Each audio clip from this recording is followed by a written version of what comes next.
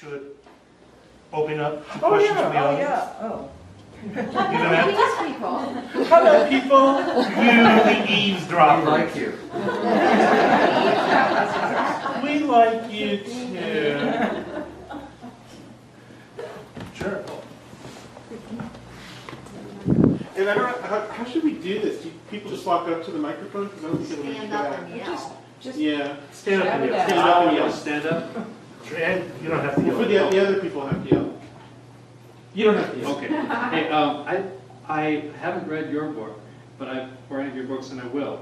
But I have read your book, and I loved it. I think it's the most trenchant critique of technology that I've ever read, and it's my subject. But I have a question for you. I mean, your book, is this okay for me to ask you about your book? I know that this is mostly about your book. Forbidden. Okay. Your book seemed to be mostly a critique of what you call the Maoification of the internet, where this leveling process you're talking about, which I totally agree with, is terrible. But there's a deeper subject that you kind of skirt, and I'm not sure where you stand on it, which is about what Marshall McLuhan called discarnate man, becoming disembodied, spending all your time online and not having much contact with the real world that we're in. And I know that you're the father of virtual reality, and you're very much into this. And I know you probably spend a lot of time online. So where do you stand on that issue? Where do you think we're going with losing our sense of touch with hard reality? Oh, this again. Feel free to weigh in on that. Yeah, I don't want to take too much time on my stuff because this is really about Ellen's work tonight. But yeah, the thing to do is to remember that people are real and machines don't really exist and are just masks people wear. And as long as you keep that in mind, it all makes sense. It's really not that hard. As soon as you believe in computers, then you're screwed.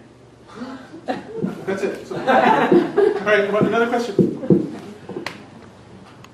Come on, somebody stand up and yell something. Thank you.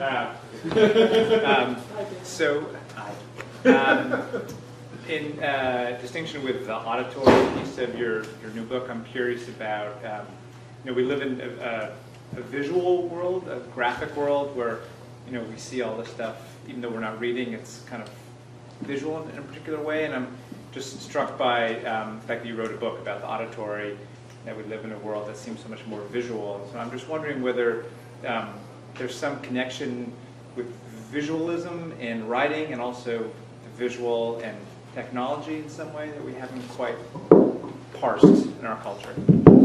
Well, it isn't that intellectual for me. I had a terribly acute sense of hearing. I had what I thought was something wrong with my ear, and I had, one of those exams where they try to see what you can hear, and the doctor looked at me afterwards and said, "How do you live in this world? You have the hearing of a 3-year-old." So it's horrible for me sometimes. And so the sense of experiencing the world through sound is not only real to me, but oppressive sometimes. So it is in many ways how I understand things. I mean, I can hear, like, if there is downstairs and a closed door in the bathroom, the faucet has not been turned off, and there's this tiny, tiny space, I'll be lying in bed and going, the faucet's running, and I can't go to sleep. So it's really stimulated by that. There's a way in which I actually can see through what I hear. I was just going to make one comment, which is I think there's been a kind of an interesting flip-flop lately where it used to be that what sound meant was the thing that went around corners, the ambient thing, where you could hear the dating service through the door, and vision was the thing you had to have line of sight to. And now there's been this funny flip-flop where with earbuds, everybody's listening to private space, and that's the private world. And then visually, people tend to be more in sync, seeing because these algorithms are aligning them for what they're seeing on their screens. And there's a very weird sense in which vision has become more ambient and sound less so. Not entirely, but So, next. I want to speak to a couple things that you said. One is about the vision of San Francisco in the mid-'70s and sort of what it was like and the vividness of that to you. And the other thing is the thing that somebody said about, well, with the internet you just know everything. I wrote a novel about an American girl who gets sent to Bangalore to work in a customer service center. And I didn't know anything about Bangalore, so I did as much research as I could. And the internet really helped me. I could read news articles from Bangalore. I could look at Flickr and see pictures that people had taken about Bangalore. And I wrote my whole first draft. Then I went to Bangalore. And I actually found that it was not so different than the impression that I'd gotten through that research. And I don't know whether that was because my impressions had been so firmly formed, and the world that I had formed in my mind, what Bangalore was really like, then had to conform when I actually got there, or whether I was just a really good researcher. But I wanted to ask you about how important is it to you that your description of a place, let's say San Francisco or some of the other settings in your book, be really accurate or be real? Well, as the answer of like what were your impressions ahead of time, what you saw, that's so philosophical, I wouldn't touch that. I did research for this book because it does take place in the periods before and after the Holocaust. I didn't want to, that's of course a huge subject, but I thought the period following it, the displaced persons camp, the Jews of Europe who survived actually were interned all over again, and borders were closed to them, and they were stuck behind barbed wire again. So I thought this was a story that needed telling. And this did involve, I came across it, in various news clippings, and then of course I did research. I read piles of books. Now, for a novelist, it's a real hazard to do research because there's the danger of the research dump. And I'm afraid I kind of went back and forth over that. It's like, oh look, I learned all this neat stuff. So here, I want to tell you everything. And then I had to pare it all back. The editor encouraged me to put some more back in. And I think there's, in a novel, a balance that I don't know if I've achieved between wanting it to be real and factual, but it has to be a world seen through the characters. It has to be what it means to them. And it has to be part of the story.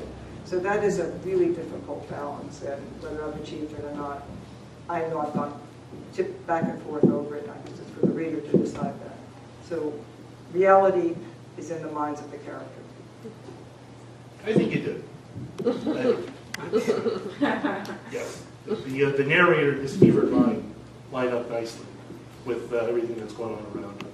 I was going to say, if I'm probably misremembering this, but I think D.H. Lawrence, who wrote a novel, I think it was called Kangaroo. It was about Australia. And I don't know, this is an interesting anecdote, but he was on a ship that never actually, he never left the ship, it was quarantined. So he wrote the entire novel based on what he heard from people down on the docks. And from my understanding is, people in Australia think it's brilliant. It's actually, he really gets them. He actually literally did not set foot in Australia, but he wrote an entire novel about Australia. So, it's this, I guess, yeah, maybe it is something that we do form our conceptions and we organize data around it if we think it's going to, if it's going to support where we are there. But I just throw that out there because I think it's weird. Well, on the other hand, he was a perfect eavesdropper. Yes, he was. Yes. Yeah, and this is what's important. I mean, when I'm working with students or young people, I often will hear them going on and on about what information is on the internet, the information about Bangalore or whatever it is, and I'll always say, that's not as important as your ability and sensitivity to do something with the information. That it's, you know, this notion that somehow there's this objective information there that's either good or not is ridiculous. It's sometimes people can understand the world from a whisper, right? And so it's really up to your sensitivity of taking the stimulus of the world in and doing something with it. So it's this the de-emphasis on the self is really the problem, not so much anything about the technology. Well, there's also the sense that what a place smells like is really important. I mean, your most vivid memories are like you walk by, you know, and you smell something, or you taste something, Madeleine, you know. The Madeleine. The Madeleine, and everything comes back to you through smell and taste. It's very powerful. And so to only to look at it on the internet and see pictures of it is in many ways to deprive yourself of the things that really stick and really stay. You know, the first time you went to Italy and got lost and you smelled garlic coming from the end of the street, you know, that overwhelming sense of place that immediately comes back to you. So there are whole areas of existence that are just not taking place there on the internet.